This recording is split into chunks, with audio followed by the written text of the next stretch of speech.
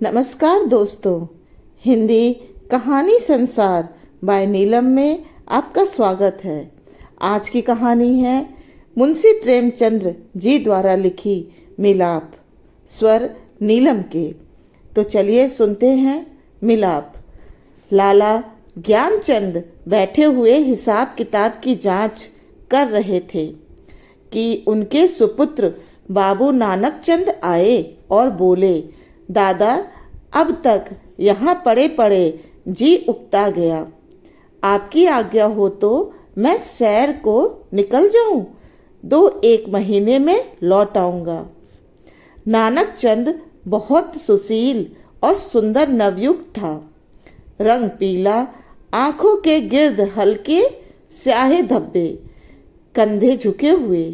ज्ञानचंद्र ने उसकी तरफ तीखी निगाह से देखा और व्यंग्यपूर्ण स्वर में बोले, क्यों, क्या यहाँ तुम्हारे लिए कुछ कम दिलचस्पियां हैं?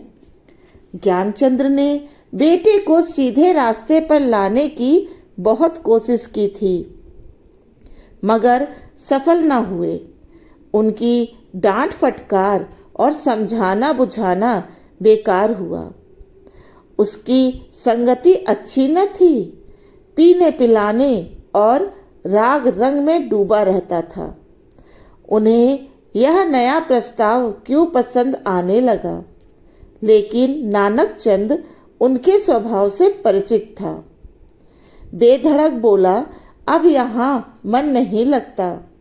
कश्मीर की बहुत तारीफ सुनी है, अब वहीं जाने की सोच रहा हूँ। ज्ञानचंद, बेहतर है तशरीफ ले जाइए। नानक चंद हंसते हुए बोला, कुछ रुपए तो दो, इस समय 500 रुपए की सख्त जरूरत है। ज्ञानचंद, ऐसी फिजूल बातों का मुझसे जिक्र मत किया करो, मैं तुम्हें बार बार समझा चुका हूँ।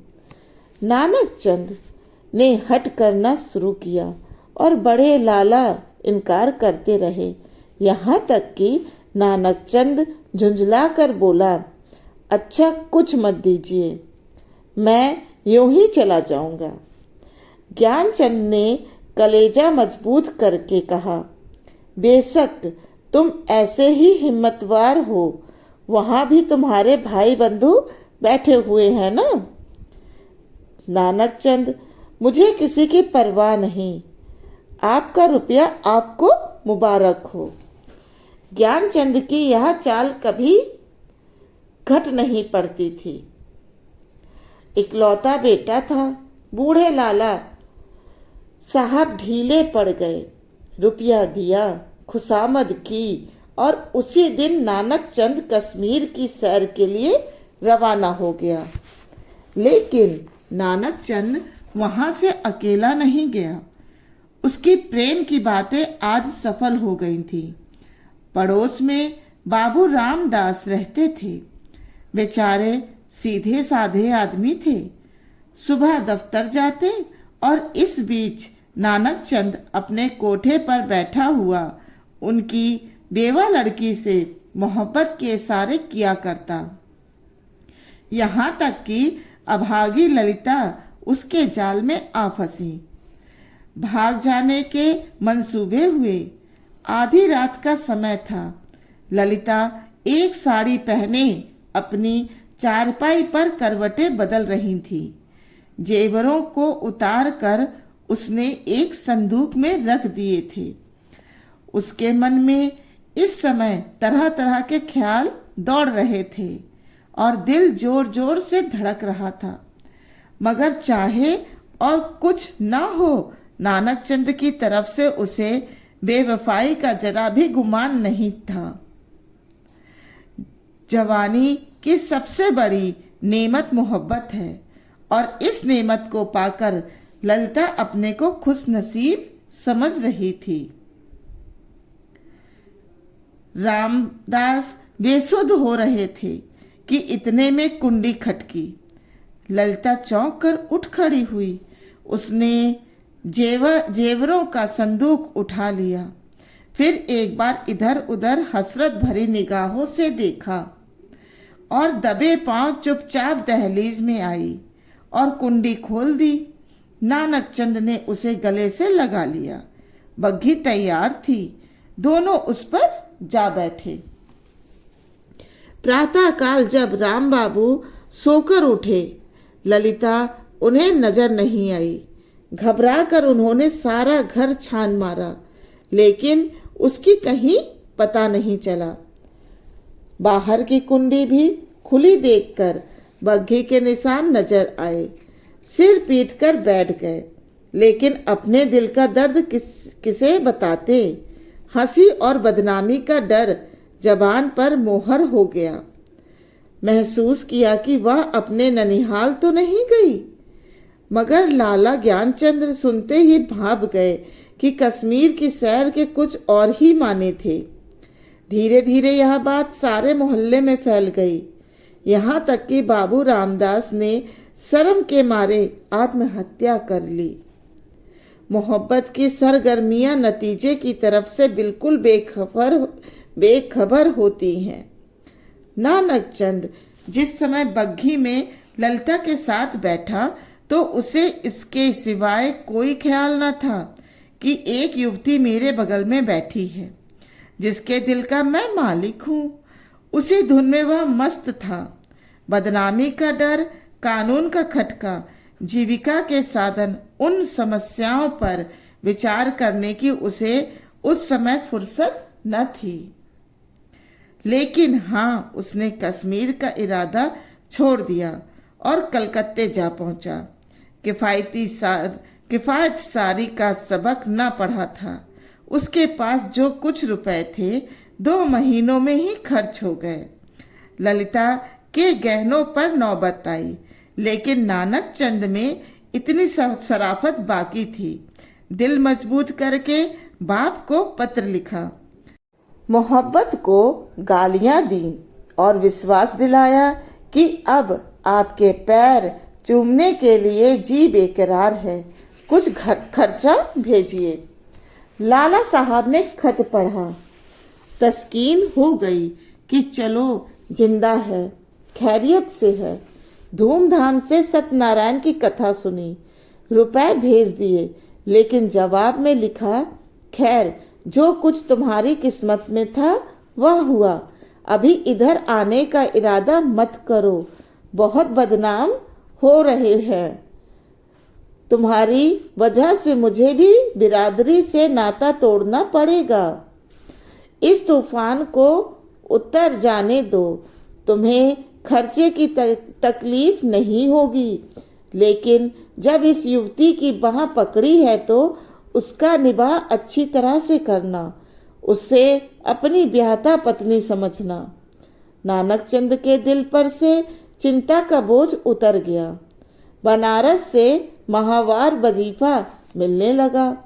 इधर ललिता की कोशिश ने भी कुछ दिन तक खींचा, लेकिन नानक चंद की शराब की लत न छूटी। हफ्ते में 2 दिन जरूर थिएटर जाता, तो भी तबीयत में स्थिरता और कुछ संयम आ चला था। इस तरह कलकत्ते में उसने 3 साल काटे। इसी बीच ललिता ने एक बच्ची को जन्म दिया, जिसका नाम उसने कमला रखा। तीसरा साल गुजरा था कि नानक चंद के उस शांति प्रिय जीवन में हलचल पैदा हुई। लाला ज्ञानचंद्र का 50वां साल था, जो हिंदुस्तानी रईसों की प्राकृतिक आयु है। उनका स्वर्गवास हो गया, और ज्यों ही यह खबर नानक चंद को मिली, वह ललिता के पास जाकर चीखे मारकर रोने लगा। जिंदगी के नए नए मसले अब उसके सामने आए। इन 3 साल की संभली हुई जिंदगी ने उसके दिल, सोहदेपन और नशेबाजी के ख्याल बहुत कुछ दूर कर दिए थे। उसे अब यह फिक्र हुई कि चलकर बनारस में अपनी जायदाद का कुछ इंतजाम करना चाहिए, वरना सारा कारोबार धूल में मिल जाएगा। लेकिन ललिता का क्या करूं? अगर इसे वहां लिए चलता हूं तो 3 साल की पुरानी घटनाएं ताजी हो जाएंगी। और फिर एक हलचल पैदा होगी जो मुझे हुक्काम और हमजोलियों में जलील कर देगी। इसके अलावा उसे अब कानूनी औलाद की जरूरत भी नजर आने लगी। यह हो सकता था कि वह ललिता को अपनी ब्याहता पत्नी मशहूर कर देता, लेकिन आम ख्याल को दूर करना असंभव था कि उसने उसे भगाया है। ललिता से नानक चंद को अब वह मोहब्बत नहीं थी जिसमें दर्द होता है। वह अब एक साधारण पति था जो गले में पड़े हुए ढोल को पीटना ही अपना धर्म समझता है, जिसे बीवी की मोहब्बत उसी वक्त याद आती है जब वही बीमार होती है। और इसमें अचरज की कोई बात नहीं है। अब जिंदगी की नई नई उमंगों ने उसे उकसाना शुरू किया। मंसूबे पैदा होने लगे जिनका दौलत और बड़े लोगों के मेल जोल से संबंध है। मानव भावनाओं की यही साधारण दशा है। नानक चंद अब मजबूत इरादों के साथ सोचने लगा कि यहाँ से क्यों कर भागूं। अगर इज्जत लेकर जाता हूँ तो 2-4 दिन में सारा पर्दाफाश हो जाएगा। अगर हीला किए जाता हूँ तो आज से तीसरे दिन ललिता बनारस में मेरे सर पर सवार होगी। कोई ऐसी तरकीब निकालूं कि इन संभावनाओं से मुक्ति मिले। सोचते सोचते उसे आखिर एक तरकीब सूझी। वह एक दिन शाम को 2 दरिया की सैर का बहाना करके चला और रात को घर वापस न आया। दूसरे दिन सुबह एक चौकीदार ललिता के पास आया और उसे थाने में ले गया। ललिता हैरान थी कि क्या माजरा है। दिल में तरह तरह की दुश्चिंताएं पैदा हो रही थीं। वहां जाकर जो कैफियत देखी तो दुनिया आंखों में अंधेरी हो गई।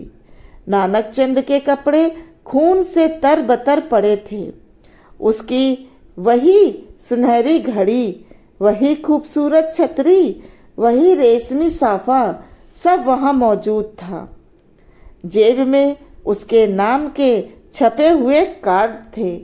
कोई संदेह न रहा कि नानक चंद को किसी ने कत्ल कर डाला। 2-3 हफ्ते तक थाने में तहकीकातें होती रहीं और आखिरकार खूनी का पता चल गया। पुलिस के अफसरों को बड़े बड़े इनाम मिले। इसको जासूसी का एक बड़ा आश्चर्य समझा गया। खूनी ने प्रेम की प्रतिद्वंदिता के जोश में यह काम किया, लेकिन इधर तो गरीब बेगुनाह खूनी सूली पर चढ़ा हुआ था और वहां बनारस में नानक चंद की शादी रचाई जा रही थी। लाला नानक चंद की शादी एक रईस घराने में हुई और तब धीरे धीरे वही पुराने उठने बैठने वाले आने शुरू हो गए। फिर वही मजलिसें, जिम और फिर वही सागर ओ मीना के दौर चलने लगे। संयम का कमजोर अहाता इन विषय वासना के वटमारों को न रोक सका। हाँ, अब इस पीने पिलाने में कुछ पर्दा रखा जाता है और ऊपर से थोड़ी सी गंभीरता रखी जाती है। साल भर इसी बहार में गुजरा। नवेली बहू घर में कुड़ कुड़ कर मर गई। तपेदिक ने उसका काम तमाम कर दिया। तब दूसरी शादी हुई, मगर इस स्त्री में नानक चंद की सौंदर्य प्रेमी आंखों के लिए कोई आकर्षण न था। इसका भी यही हाल हुआ। कभी बिना रोए कौर मुंह में नहीं दिया। 3 साल में चल बसी। तब तीसरी शादी हुई। यह औरत सुंदर बहुत थी, अच्छी आभूषणों से सुसज्जित। उसने नानक चंद के दिल में जगह कर ली। एक बच्चा भी पैदा हुआ था और नानक चंद गृह कार्यों के आनंदों से परिचित होने लगा। दुनिया के नाते रिश्ते अपनी तरफ खींचने लगे, मगर प्लेग के लिए ही सारे मंसूबे धूल में मिला दिए। पति प्राणा स्त्री मरी, 3 साल का लड़का हाथ से गया और दिल पर ऐसा दाग छोड़ गया जिसका कोई मरहम न था। उच्च श्रृंखलता भी चली गई, अयासी का भी खात्मा हुआ। दिल पर रंजोगम छा गया और तबीयत संसार से विरक्त हो गई। जीवन की दुर्घटनाओं में अक्सर बड़े महत्व के नैतिक पहलू छिपे हुआ करते हैं। इन सदमों ने नानक चंद के दिल में मरे हुए इंसान को भी जगा दिया। जब वह निराशा के यातनापूर्ण अकेलेपन में पड़ा हुआ इन घटनाओं को याद करता तो उसका दिल रोने लगता और ऐसा मालूम होता कि ईश्वर ने मुझे मेरे पापों की सजा दी है। धीरे धीरे यह ख्याल उसके दिल में मजबूत हो गया। उफ, मैंने उस मासूम औरत पर कैसा जुल्म किया, कैसी बेरहमी की, यह उसी का दंड है। यह सोचते सोचते ललिता की मासूम तस्वीर उसकी आंखों के सामने खड़ी हो जाती और प्यारी मुखड़े वाली कमला अपने मरे हुए सौतेले भाई के साथ उसकी तरफ प्यार से दौड़ती हुई दिखाई देती। इस लंबी अवधि में नानक चंद को ललिता की याद तो कई बार आई थी, मगर भोग विलास पीने पिलाने की उन कैफियतों ने कभी उस ख्याल को जमने नहीं दिया। एक धुंधला सा सपना दिखाई दिया और बेकसी की हालत में छोड़कर मैंने उनकी सुध तक न ली। उस नेक नामी पर धिक्कार है जिसके लिए ऐसी निर्दयता की कीमत देनी पड़े। यह ख्याल उसके दिल पर इस बुरी तरह बैठा कि एक रोज वह कलकत्ता के लिए रवाना हो गया। प्रातः काल का समय था।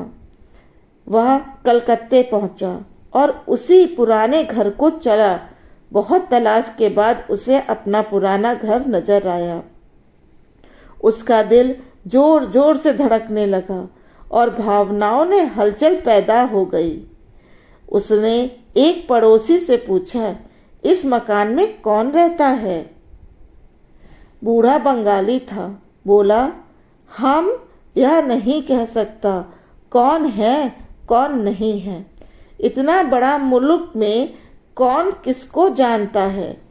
लेकिन हाँ, एक लड़की और उसकी माँ रहती है। विधवा है, कपड़े की सिलाई करती है।